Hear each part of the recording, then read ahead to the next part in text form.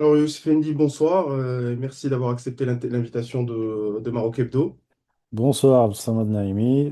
Merci pour l'invitation, c'est avec plaisir. Bah, écoute, c'est toujours un plaisir, hein. Déjà, les lecteurs de Maroc Hebdo te connaissent. On a déjà fait une interview ensemble. Et je crois que tu es déjà passé avec d'autres confrères Oui, sur Maroc Hebdo. oui. Alors, ben, je tiens quand même on se tutoie, hein, parce que D'accord, on est déjà dans le d'accord. public. Alors, tu es écrivain, essayiste, spécialiste en géopolitique, notamment la question du sionisme et plus généralement la question du Moyen-Orient. Alors, tu interviens souvent dans plusieurs plateformes, notamment via Égalité et Réconciliation, mais également via d'autres plateformes en France. Tu interviens souvent dans le public français, te connaît assez bien, te connaît même très bien via notamment les plateformes que j'ai citées.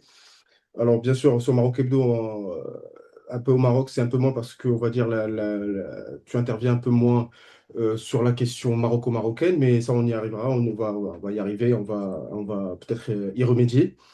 Et voilà, donc c'est toujours un plaisir de te recevoir. Et on va commencer. Alors, le sujet de cette vidéo, de cet entretien, c'est bien sûr l'actualité en Iran, entre l'Iran et Israël, les attaques américaines, américano-israéliennes et les ripostes iraniennes. Et bien sûr, on abordera en filigrane, et pas seulement en filigrane, la question, enfin, le positionnement marocain dans tout ça. Alors, tu as publié un article qu'on mettra en post-production pour les auditeurs de Maroc Hebdo.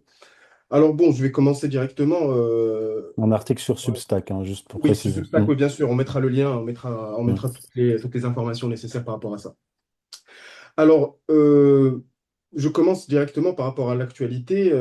Déjà, pour essayer d'être dans une compréhension, il faut comprendre le contexte américano-américain, contexte interne aux États-Unis. Alors que Trump est arrivé avec des promesses on va dire, de résistance par rapport à la mouvance néoconservatrice qui est au pouvoir aux États-Unis, enfin depuis, on va dire, depuis l'ère Bush, hein, on peut le dire comme ça. À ton avis, qu'est-ce qui explique cette espèce de revirement et qu'est-ce qui explique on va dire, cette espèce de va-t-en-guerre de Donald Trump et comment il prend ce risque vis-à-vis d'un électorat qui l'a mis en place, on va dire, simplement pour le contraire de ce qu'il vient de faire. Alors, il faut faire un récapitulatif des différentes séquences, des différents épisodes de tension entre les États-Unis et l'Iran sous les deux administrations de Donald Trump, sinon on ne peut pas comprendre ce qui se passe. Bon, on sait, via notamment un certain nombre de travaux, les plus célèbres sont ceux de Stephen Walt et John Mearsheimer. Et ensuite, il y a eu de nombreux auteurs, intellectuels et spécialistes américains qui ont validé leur thèse, et les fait valider leur thèse, à savoir la surpuissance du lobby pro-israélien et son influence démesurée sur la politique étrangère des États-Unis. Nous savons, notamment par Walter Mersheimer, que ce sont les Israéliens et leur lobby qui ont poussé les États-Unis dans un certain nombre de guerres dans le monde musulman, l'Irak, la Syrie et d'autres, mais surtout l'Irak et la Syrie. Et un des pays à abattre sur la liste des néoconservateurs et des pro-israéliens, en fait, c'est la même chose, c'est Oui. l'Iran. Donc il y a cette obsession des Israéliens pour abattre l'Iran, pour faire sauter tous les verrous qui empêchent l'extension territoriale d'Israël pour établir le Grand Israël. Alors maintenant, aujourd'hui, tout le monde parle du Grand Israël, la presse occidentale en parle sans problème, notamment après les déclarations de l'ambassadeur des États-Unis en Israël. Mon premier livre, paru en 2015, traitait déjà de cette question. Donc sous la première administration Trump, il y avait déjà eu des provocations et une pression massive du lobby pro-israélien sur Trump pour déclencher une guerre contre l'Iran. C'était en juin 2019. Il avait répondu à cette pression jamais par un non net et clair, jamais. Il a toujours mis en place une sorte de pièce de théâtre pour donner le change aux Israéliens et à leur lobby, tout en évitant de s'engager dans une guerre, un bourbier en Iran. En juin 2019, il y a eu cette ce drone américain qui a été abattu par les Iraniens. Et puis, Donald Trump a massé des forces militaires près de l'Iran. Il s'apprêtait à lancer une offensive contre l'Iran. Puis à la dernière minute, il a mis un terme à cette offensive. Et quelques mois plus tard, il a limogé John Bolton, qui était conseiller à la sécurité nationale dans son administration et qui était l'homme des Israéliens et qui faisait passer les informations, entre guillemets, du Mossad à Donald Trump pour le pousser dans cette guerre. Ça, c'est l'épisode 1. Puis il y a eu l'épisode 2, c'était l'année dernière. Là encore, pression énorme du lobby pro-israélien de Netanyahou sur Trump pour qu'il frappe les sites nucléaires iranien. Et ce qui a circulé, alors moi je ne l'ai jamais écrit parce qu'on n'a pas de sources solides qui vont dans le sens qui le valide, mais en tout cas, il y a plus que des bruits qui disent qu'il y a eu un chantage au nucléaire des Israéliens sur l'administration Trump, en disant à Trump, soit vous frappez les sites nucléaires iraniens, soit nous utilisons une arme atomique contre l'Iran. Ça, c'est les bruits qui courent aux États-Unis. Et donc, il a mis en place une nouvelle pièce de théâtre où il a frappé théâtralement des sites nucléaires, ayant prévenu les Iraniens qui ont vidé les sites nucléaires. Et puis là, il y a eu cet épisode. J'ai écrit un article d'ailleurs sur Substack où j'explique, je pense, hein, j'explique pourquoi Trump y est allé, mais en bluffant. Il a véritablement cru que, après avoir assassiné le guide suprême iranien, après avoir mis un grand coup sur la tête des Iraniens, les Iraniens plieraient et accepteraient toutes les conditions dans le cadre des négociations. Or, ça ne s'est pas passé. Ça ne s'est pas passé. Et on le sait, notamment par la presse américaine, que Donald Trump, au bout de 24 heures, donc le 1er mars dernier, 24 heures après le début de l'offensive, Donald Trump a proposé aux Iraniens un cessez-le-feu. Et ce sont les Iraniens qui ont refusé. Je ne vais pas rentrer ici dans le détail, je ne vais pas expliquer pourquoi, sauf si tu me poses la question. Et en fait, il a été pris à son propre piège, les Iraniens ne voulant pas accepter le cessez-le-feu et voulant aller au bout de de cette guerre, c'est-à-dire épuiser l'arsenal euh, états-unien, eh bien, Donald Trump se retrouve complètement piégé par les Israéliens et embourbé dans un conflit ouvert contre l'Iran. Surtout Désolé que, pour la longueur. juste pour rebondir justement par rapport à ce que tu viens de développer, euh, il y a un problème peut-être au niveau des renseignements américains, ou bien parce que on sait très bien que cette image qu'on a donnée en fait, de l'actuelle représentation, ou bien de celle qui était là il y a 6 jours de l'État iranien, euh, étaient en réalité des radicaux, alors que on sait bien que ce sont pas les plus modérés, mais on va dire ce qui se cache derrière l'ayatollah Khamenei et ce qui se cache derrière, on va dire les guides de la révolution est beaucoup plus radical. Enfin, est beaucoup plus radical que ce qui existait avant. C'est-à-dire que maintenant, c'est comme si l'Iran, quelque part, va, on va dire, se faire une sorte de retranchement vers ses factions les plus radicales, en réalité, les plus anti-occidentales.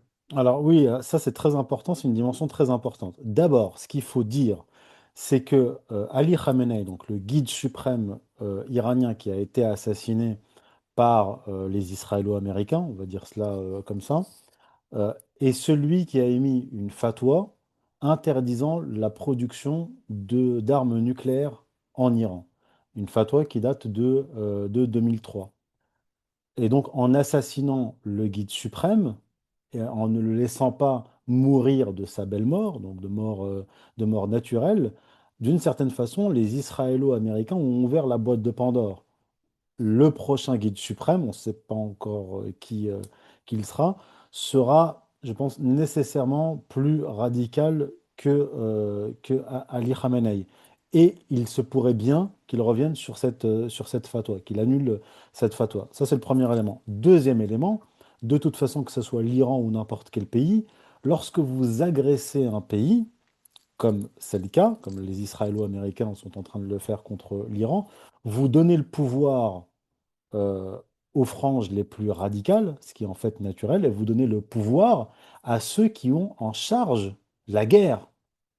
Et là, en l'occurrence, en Iran, vous avez effectivement plusieurs factions. Et ce qui est très compliqué, c'est que vous avez différentes factions au sein du clergé et vous avez différentes factions ou des tendances au sein des forces politiques laïques, entre guillemets. Quand je dis laïques, c'est dans le sens où ils ne font pas partie du clergé.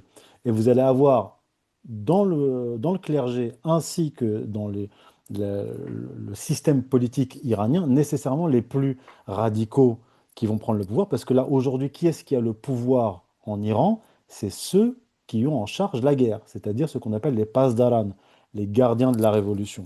Donc, nécessairement, l'État iranien va se rigidifier. Et ça, je l'ai déjà dit par ailleurs, si on voulait que l'Iran se réforme, se libéralise, etc., eh bien, on aurait dû lever toutes les sanctions, faire lever toutes les pressions sur l'Iran, et en fait, on aurait affaibli, je parle du point de vue des Américains, si j'étais un Américain, c'est ce que j'aurais fait. On aurait coupé l'herbe sous le pied à ceux qu'on appelle les radicaux, entre guillemets. Or là, en attaquant l'Iran, les Israélo-Américains ont donné plus de force à ceux qu'ils appellent les radicaux. Très bien.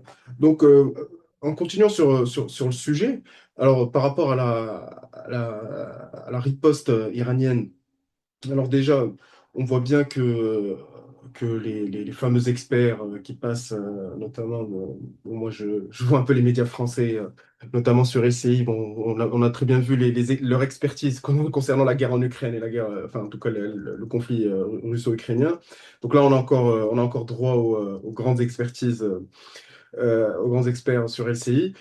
Par rapport à la capacité de riposte de l'Iran, on a vu que les bombardements, d'ailleurs, au moment même où on tourne cette vidéo, là maintenant, les bombardements sont toujours en cours, notamment sur ce qu'on appelle les États satellites des États-Unis, qui abritent en tout cas des bases américaines et qui servent de base arrière pour les attaques américaines contre l'Iran. On a vu que ces pays-là étaient les premiers à payer directement de leur intégrité et de leur sécurité dès que l'intensité du conflit prend un peu sachant qu'on n'est pas encore entré dans un conflit à très haute intensité pour l'instant. Euh, à ton avis, est-ce que ça remet en question le fameux accord de Quincy, qui a été le départ de tout ça, hein, c'est-à-dire l'accord saoudo-américain qui a mené à cette espèce de, créé avec le MI5, cette espèce de Balkan désertique. Euh, Est-ce que, à ton avis, ça sera une sorte de remise en question de cette... on a vu d'ailleurs le rapprochement entre les Émirats et l'Arabie Saoudite avec la Russie depuis 2022. On a vu que les États-Unis n'est pas arrivé à faire pression sur ces pays-là concernant leur production pétrolière, ce qui a aidé les Russes on va dire objectivement dans leur effort de guerre. Est-ce que, à ton avis, les pays du Golfe vont peut-être après ce conflit-là, peut-être revoir leur alliance avec les États-Unis, ou bien ils resteront peut-être, ou bien, à ton avis, ils n'ont pas le choix pour rester. Alors, nécessairement, il y avait déjà une tendance de diversification stratégique, notamment de l'Arabie saoudite. L'Arabie saoudite qui a normalisé notamment ses relations avec l'Iran sous les auspices de la Chine. Donc, c'est un mouvement que j'avais observé, qui avait commencé doucement à partir de 2019, puis ça s'est accentué durant les années 2020. Euh, Là, les attaques, la contre-attaque de l'Iran contre les bases militaires américaines sur le sol des pétromonarchies va accélérer l'éloignement de ces pétromonarchies des États-Unis. Et ça a déjà commencé puisque ces pétromonarchies sont déjà en train d'envisager l'annulation des investissements massifs qu'ils avaient prévus aux États-Unis pour les années qui viennent. Donc les fonds d'investissement qataris et saoudiens. On se souvient que le Qatar a fait des promesses d'investissement massifs et a offert un avion à Donald Trump. Et il y avait déjà eu un épisode qui avait refroidi les Qataris, c'était le 10 décembre, le 10 septembre dernier, 10 septembre 2025, où Israël a frappé, sans aucun doute avec l'autorisation des États-Unis, Doha pour saboter les négociations entre le Hamas et les États-Unis.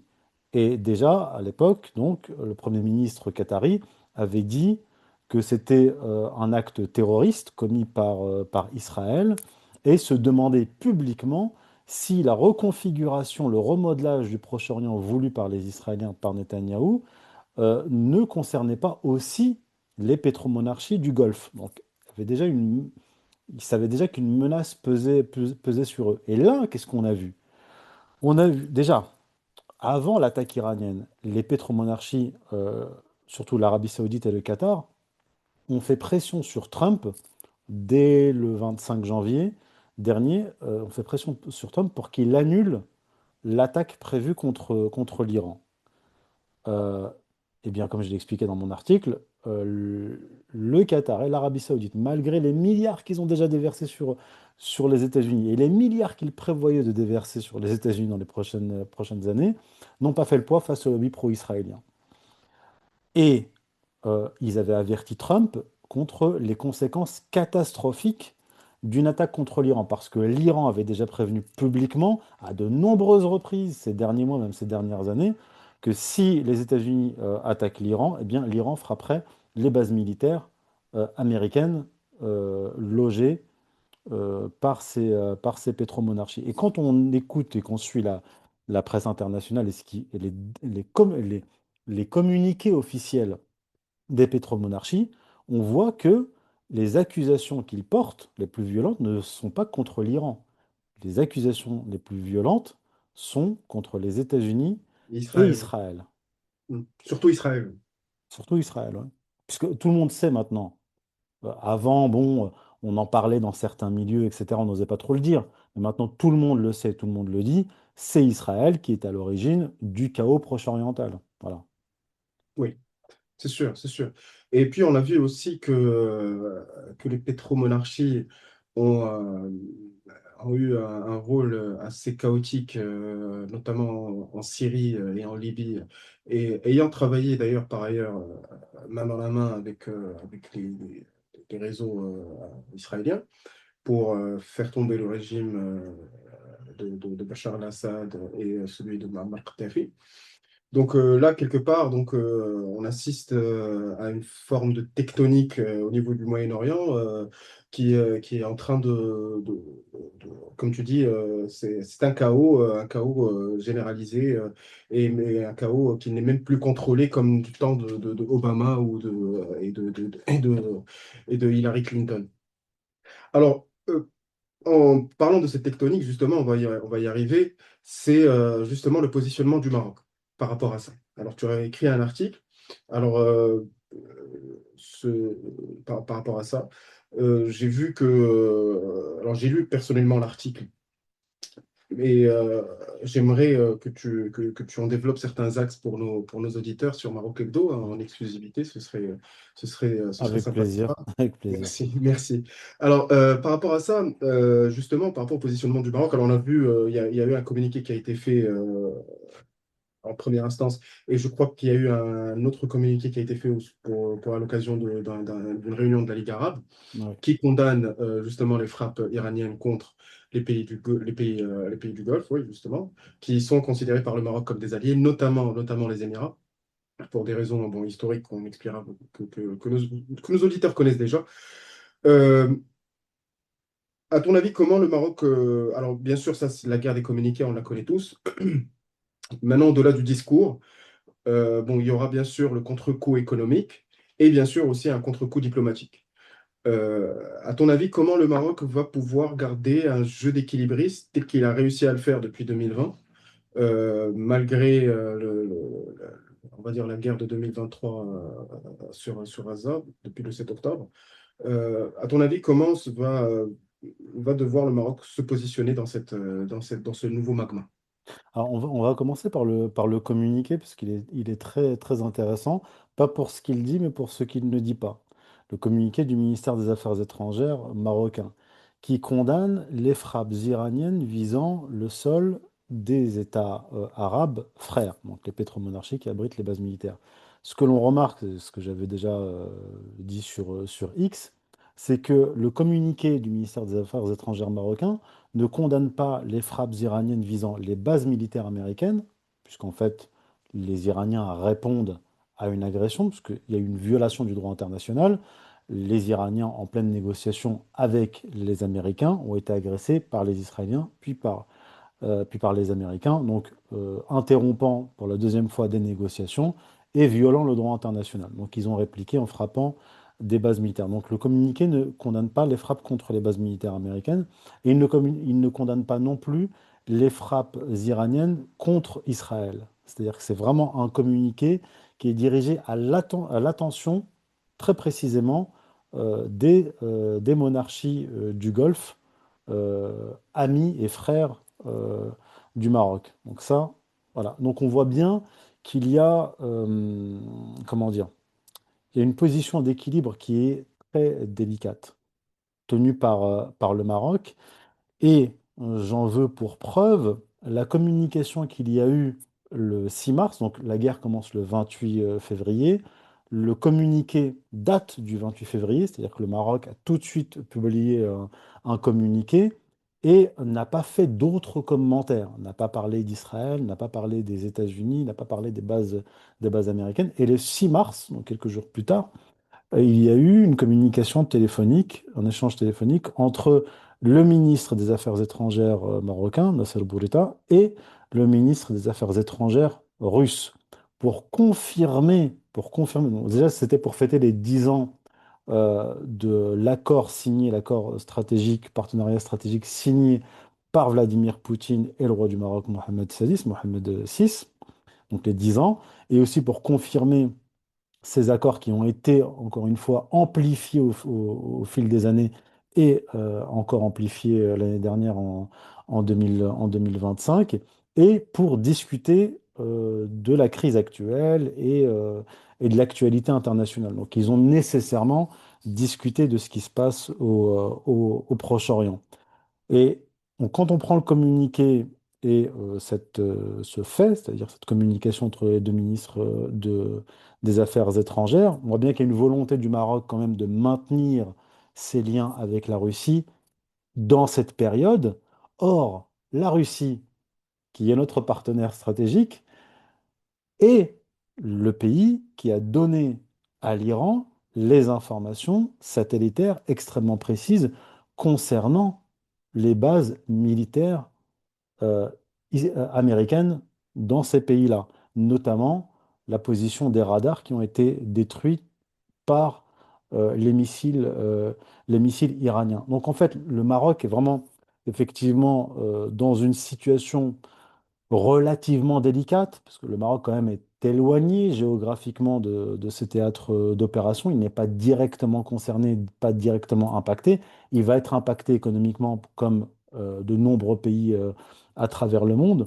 Mais mon article va plus loin parce que, en fait, ensuite, je reviens sur la géopolitique nord-africaine et la confrontation géopolitique entre les États-Unis d'une part et la Chine et la Russie d'autre part en Afrique, et notamment au Sahel.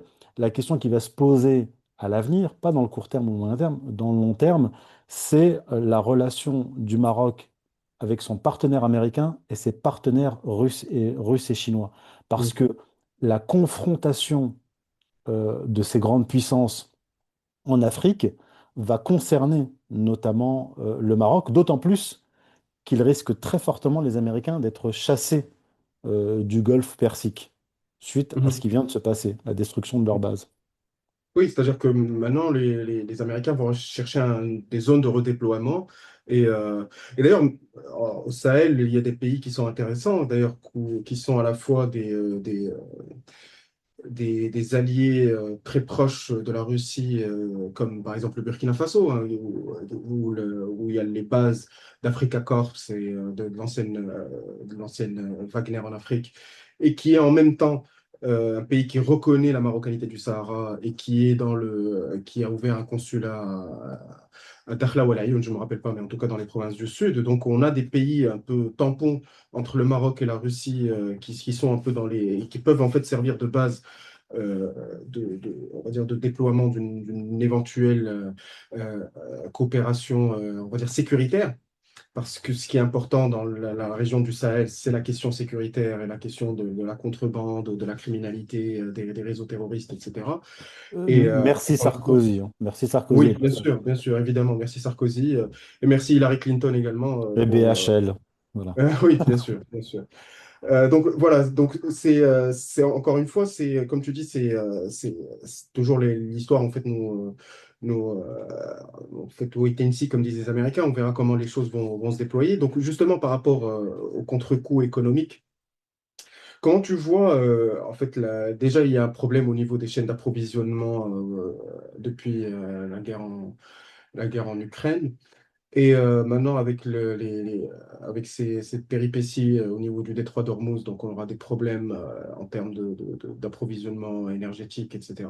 Est-ce que tu ne penses pas que dans la dialectique de confrontation qu'il y a entre le Maroc et l'Algérie, sachant que l'Algérie a cette autonomie énergétique, est-ce que tu ne penses pas que ça sera quelque part un contre-coup qui pourrait faire du mal à la position marocaine, mettre à mal la position marocaine, notamment sur la question du Sahara. Parce que je Alors, voudrais justement ouais. revenir sur la question du Sahara, parce que tu as fait une vidéo dessus. Alors justement, je voulais te poser cette question-là par rapport à la question du Sahara, la dernière question sera par rapport à ce contexte-là, parce que, et d'ailleurs je te permettrai, comme ça tu feras ton argumentaire sans que je t'interrompe, c'est par Ouais. rapport au fait que plus le contexte géopolitique se tend, et puis plus le monde multipolaire est mis à mal, est-ce que tu ne penses pas que c'est là où la question du Sahara sera prise en otage dans cette espèce de confrontation qui deviennent de plus en plus frontales, de plus en plus l'otage de ces confrontations? Donc voilà, ça c'est un peu c'est les deux questions. Donc maintenant, à toi de décliner ta réflexion. D'accord. Alors, pour ce qui est de la question du Sahara marocain, le Maroc a quand même franchi un certain nombre d'étapes, dont l'étape très importante de la résolution du Conseil de sécurité de l'ONU. Et en ce moment, il y a des négociations entre le Maroc, l'Algérie, le Polisario et la Mauritanie. Il y a eu déjà un premier round à Madrid, il y en a eu un deuxième à Washington et il va y en avoir un troisième en mai. Bon, il n'y a pas grand-chose qui a filtré de ces négociations et de ces rencontres, mais normalement en mai, on devrait aboutir, si ce n'est une conclusion, à un véritable cadre diplomatique qui est, je le rappelle, on ne va pas revenir dessus, Mhm. euh, la résolution du Conseil de sécurité qui accepte le projet marocain, le plan marocain D'accord. d'autonomie du Sahara. Mhm.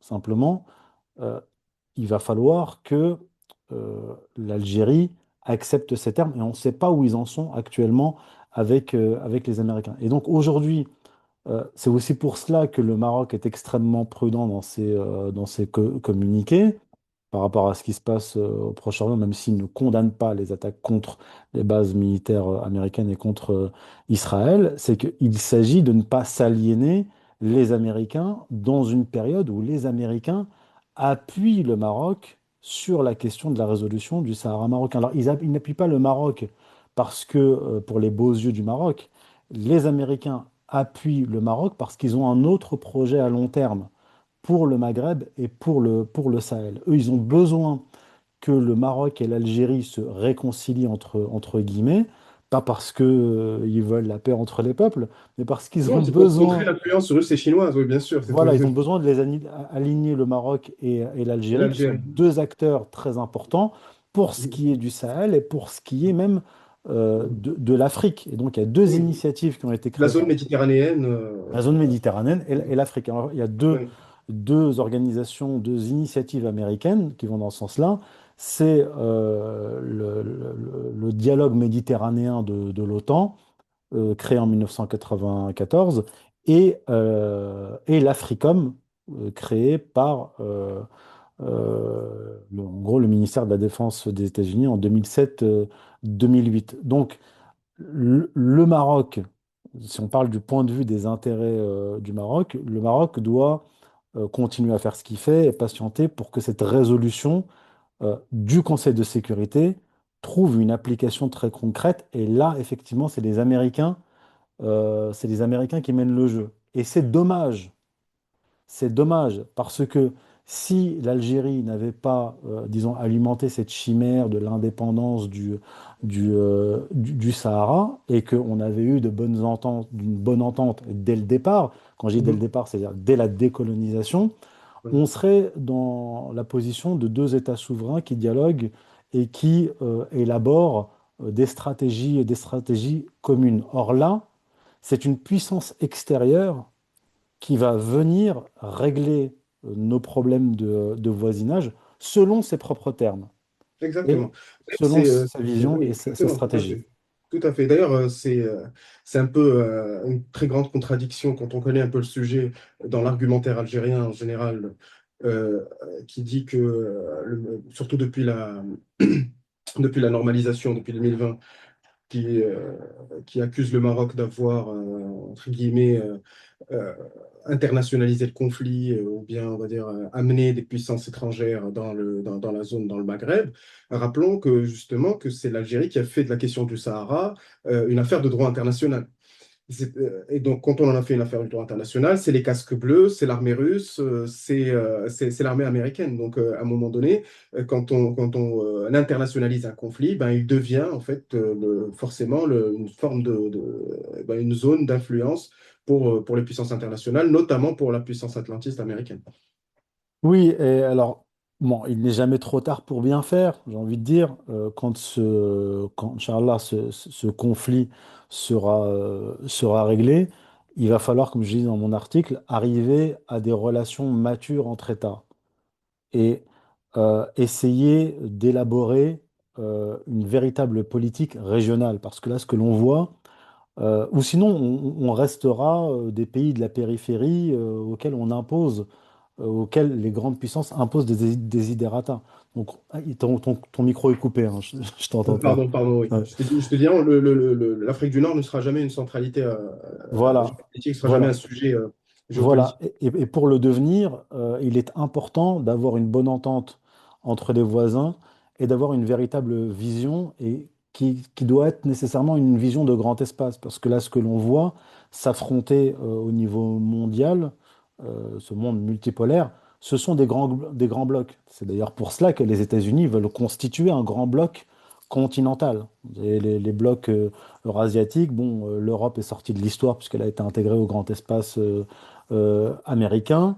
Vous avez bien sûr la Chine, l'Inde, la Russie. Et pour ce qui est de l'Afrique, on voit bien, et d'ailleurs, ce qui est intéressant, c'est que les pays de l'AES, eux, l'ont compris.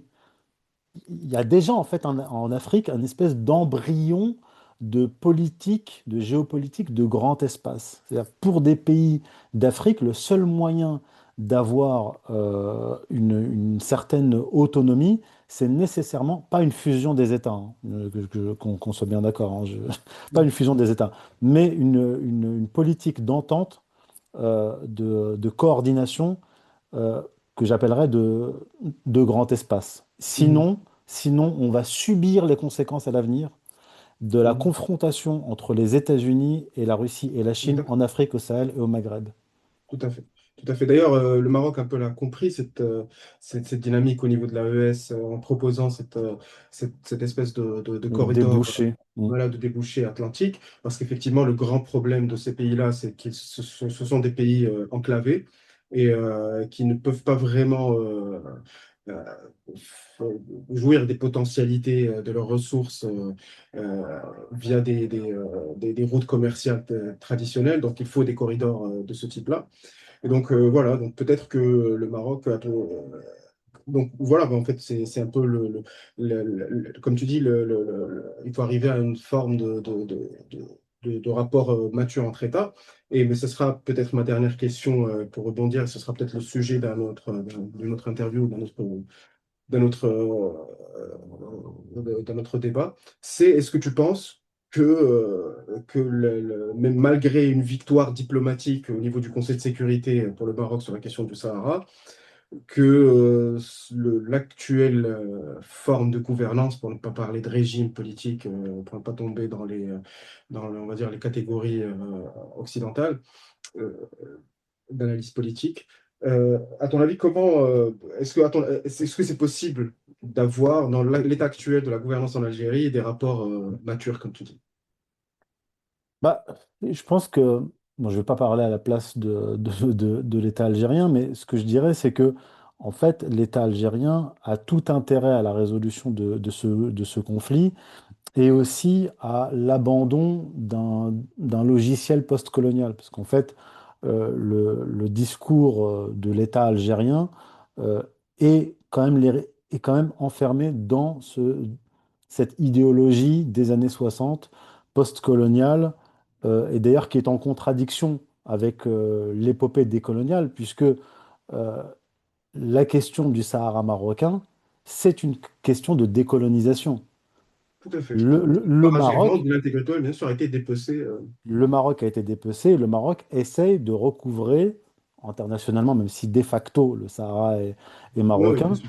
de revenir À ses frontières historiques. sur ses frontières historiques et, ce dont elle a été, ce dont il a été privé.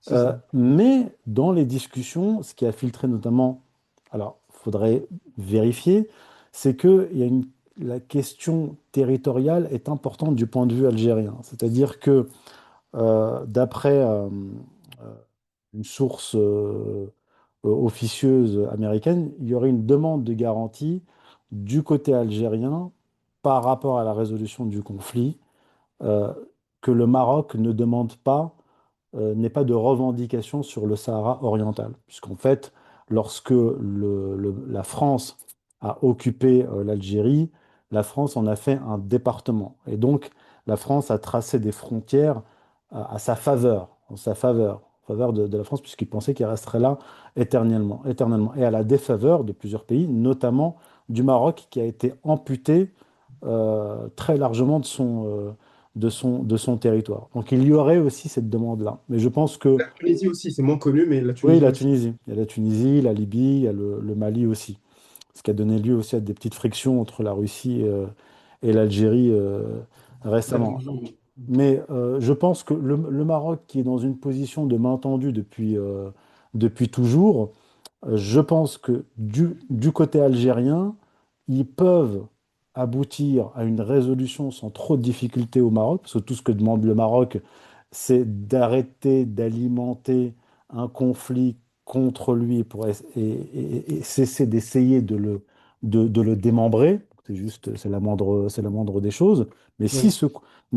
ce, si ce conflit est résolu, je pense que même le Maroc pourrait proposer à l'Algérie ce qu'il a proposé aux pays du Sahel, c'est-à-dire avoir un débouché sur l'Atlantique et enfin sortir du vieux logiciel et avoir une véritable vision pour le futur et non pas Ce qui a simplement. été fait, chose qui a été faite, chose qui a été faite hein, par le Maroc, notamment sous Boumedienne, quand le Maroc avait proposé l'exploitation en collaborative des minerais de fer de Raj Belat et qui avait proposé à ce titre de pouvoir exporter ces minerais de fer via le port de Tafaria, qui était de 500 km en fait, donc ça, c'était facilement faisable.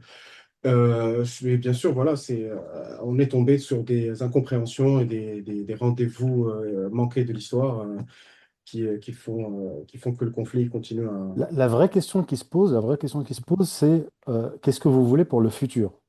C'est ça. Parce que là, en fait, il y a une dichotomie. C'est-à-dire que bon, le Maroc, depuis une dizaine d'années, on ne va pas refaire l'histoire, mais le Maroc, depuis la colonisation et la décolonisation, fait partie en gros du bloc occidental, en tout cas c'est sous l'influence en raison de la guerre froide et de l'opposition du bloc soviétique et de ses satellites arabes contre les régimes traditionnels. Donc ça, c'est des vestiges de, De la de, guerre de froide. l'histoire de la Mhm. guerre froide. Depuis 10 ans, on voit bien que le Maroc, très concrètement, a opéré une diversification stratégique Donc, parce qu'il a pris en compte la réalité géopolitique, la réalité mondiale. Et d'ailleurs, c'était pas ponctuel. Depuis 2016, le Maroc n'a cessé d'accentuer ses partenariats avec la Russie et la Chine. Et je rappelle que la Chine est le troisième investisseur étranger au Maroc, après les Émirats arabes unis et l'Allemagne.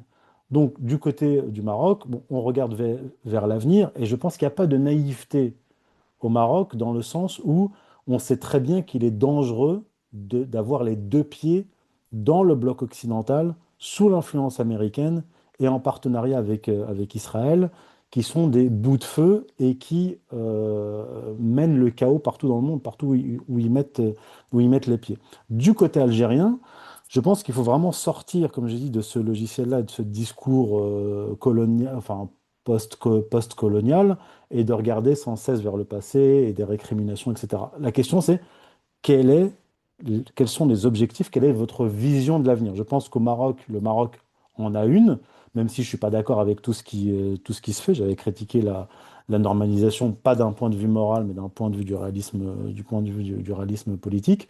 Et je pense que du côté algérien, il faut aussi qu'il y ait ce travail-là, développer une véritable vision stratégique pour le futur. Ton micro est coupé. Justement, je voulais te dire que c'était sur ces mots-là qu'on allait finir cette interview, qui était pour le moins passionnante. Merci. Merci encore une fois pour d'avoir accepté. Et on fera bien sûr d'autres séries d'interviews sur des sujets comme ça, géopolitiques, sur des formats longs qui permet un peu l'analyse parce que on sait très bien que des fois, même sur le format écrit, magazine, des fois, on n'a pas toute la latitude de pouvoir développer tous les aspects des sujets qu'on veut présenter à nos lecteurs. Donc, le format vidéo nous permet un peu de le compenser de cette manière. Et merci beaucoup. Merci à toi, merci à Maroc Hebdo et merci à tous nos auditeurs. Merci, merci, à très bientôt. À bientôt.